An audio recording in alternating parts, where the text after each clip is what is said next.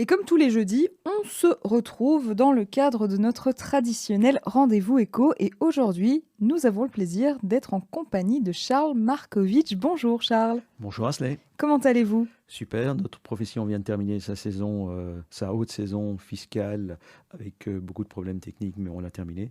Donc maintenant, on va pouvoir repasser à d'autres dossiers, reconseiller nos clients, donc tout va bien. Et peut-être un peu de repos dans la foulée? Un petit peu de repos après cette haute saison. Alors aujourd'hui, Charles Markovitch, vous proposez de nous parler de l'industrie pharmaceutique et notamment l'industrie pharmaceutique en Belgique. Alors, c'est un sujet qui est très attrayant, mais moi j'aimerais tout de même vous demander pourquoi parler de l'industrie pharmaceutique. Pourquoi parler de l'industrie pharmaceutique? Parce que c'est un secteur à côté du diamant qui n'est plus un secteur phare de la Belgique, à côté du chocolat, à côté de la dentelle. C'est un secteur qui est très très important pour l'économie du pays.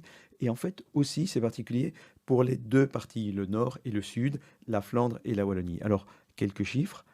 L'industrie pharmaceutique, biopharmaceutique, c'est 40 000 emplois directs en Belgique, plus du triple, donc 120 000 emplois si l'on tient compte des emplois indirects et des emplois induits. Pardon. C'est 5 milliards d'investissements annuels, ça représente 6 200 chercheurs, beaucoup d'exportations qui ont augmenté de 13% entre 2016 et 2020, plus de 50% hors de l'Union européenne et une valeur de 56 milliards d'euros en 2020. La Belgique est un poids lourd international dans le pharma et le biopharma. Il y a encore plusieurs statistiques comme ça, mais ça donne à nos éditeurs une idée de l'importance du secteur. C'est un portrait plutôt joli du secteur que vous nous dressez là, mais est-ce que l'avenir de ce secteur est assuré? Alors, c'est un secteur qui est vivant, dynamique, qui a eu des avantages notamment fiscaux et c'est pour ça qu'il s'est développé. C'est pour ça que nombre d'entreprises parmi les grandes du secteur au niveau mondial sont venues en Belgique. Mais, euh, par exemple, vous avez peut-être lu ou entendu que Pfizer espère vendre 36 milliards de dollars, donc à peu près 30 milliards d'euros en 2021.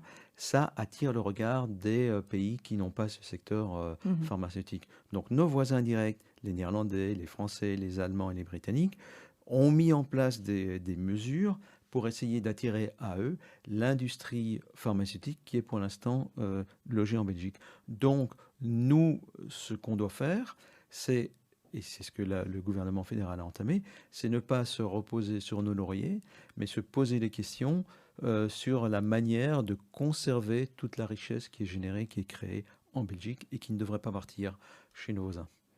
Mais alors justement, pour ce faire, que peut faire la Belgique? Alors, le Premier ministre a réuni un groupe avec une centaine de hauts responsables du secteur de la santé dans différents domaines. Et ils ont constaté que, certes, nous avons des avantages, on en a parlé notamment des avantages fiscaux, la qualité de la main-d'œuvre, même si le coût, on le sait, est un point faible de la Belgique. Et donc, ils ont notamment mandaté le Boston Consulting Group, qui est une très grosse société de conseil, qui a tiré des recommandations, et notamment le fait de ne pas nous reposer sur nos lauriers et de prendre un certain nombre de mesures, d'avoir une stratégie à long terme en sachant que nous avons de la concurrence, que nous avons donc beaucoup de brevets qui sont développés en Belgique, c'est un point fort, mais qu'il y a un risque que tout cela parte.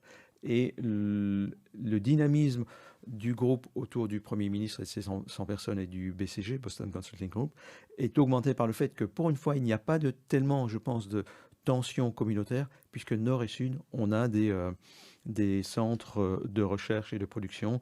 Il y a le centre de recherche nucléaire à Moll, il y a l'Institut des radioéléments à Fleurus, qui ont l'avantage de pouvoir développer de grands projets. Donc là, on comprend que ce sont les possibilités que la Belgique pourrait mettre en place justement, mais nous, ce qu'on veut, c'est quand même du concret. Alors concrètement, que fera la Belgique, Charles Markovitch? Alors, il va y avoir plusieurs groupes de travail. Et il y en a un notamment qui va se pencher sur les régimes fiscaux, le régime fiscal actuel qui soutient l'innovation. Est-ce qu'il faut le renforcer ou pas? Par exemple, une grande partie des profits qui sont générés à partir de brevets déposés en Belgique sont exonérés d'impôts. C'est-à-dire que la société qui fait son chiffre d'affaires, paye ses frais, réalise du bénéfice, eh bien, elle ne va pas payer d'impôt des sociétés qui est de 20 ou 25% à ce niveau-là sur le bénéfice. Donc, le groupe de travail va travailler là-dessus.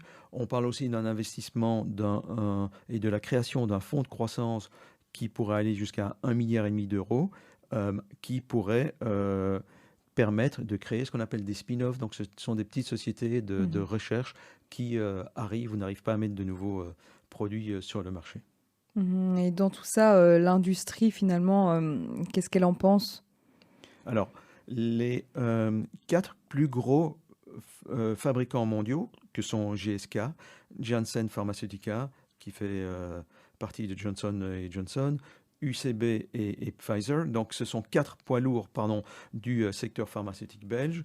Se sont mis en petits groupes et ils ont pensé à 5 axes stratégiques qui ont été développés suite à l'étude du BCG, dont je vous ai parlé quelques instants.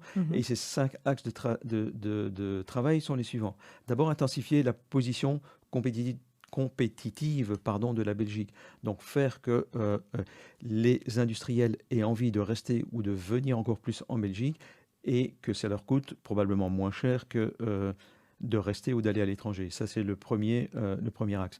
Le deuxième axe, c'est tout ce qui concerne la gestion des données de santé. Par exemple, en matière de Covid, vous savez qu'Israël a communiqué avec Pfizer, Oui. ce qui a permis des relations. Eh bien, le BCG recommande de consacrer pas mal d'énergie à cela. Troisième Donc, axe. ça voudrait dire, en fait, excusez-moi, ça voudrait dire qu'on devrait faire plus de deals dans ce genre-là? C'est en tout cas une des probables recommandations du BCG. Je n'ai pas vu leur rapport en détail, mais c'est probablement une de leurs recommandations, c'est d'avoir accès aux données pour pouvoir développer les produits plus rapidement, voir plus rapidement si les produits sont efficaces ou pas, et donc avoir des centres de recherche et des centres de production qui soient plus dynamiques et qui soient logés ici, parce que ce sera mieux pour eux d'être ici que d'être dans d'autres pays. Je reviens aux 5 axes de travail. Il y a donc favoriser la collaboration entre toutes les entités qui sont actives dans le biopharmaceutique. Donc, ce sont les centres de recherche, les producteurs, les administrations, etc. Favoriser tout ce qui est la chaîne de la valeur pharmaceutique, donc toutes les informations qui vont depuis la recherche fondamentale jusqu'à l'accès aux patients et le fait que les patients puissent utiliser les produits. Et enfin, voir tout ce qui est un développement de plateformes innovantes. Donc, c'est à nouveau favoriser la recherche.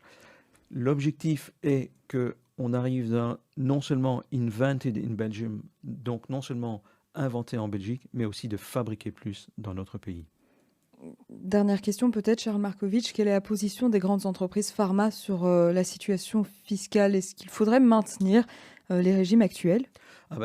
Bien entendu, pour eux, une grande partie, même 85% des investissements qui sont faits en recherche et développement le sont par les 4 grandes entreprises que j'ai citées tout à l'heure. Donc évidemment, pour eux, si la Belgique veut maintenir leur centre de recherche et leur centre de production, il faut qu'ils aient les mêmes avantages fiscaux qu'auparavant et que ces avantages soient même plus favorables que ceux que les pays étrangers limitrophes leur accordent, sans quoi évidemment la mobilité des usines, la mobilité des entreprises est telle que ce secteur pourrait prendre moins d'importance à l'avenir qu'il n'en a jusqu'à présent. Merci beaucoup Charles Markovitch pour ces éclairages toujours très intéressants. On est toujours très content de pouvoir s'entretenir avec vous dans le cadre de nos rendez-vous éco. On vous souhaite une excellente journée et on vous dit bien évidemment à très bientôt. Portez-vous bien.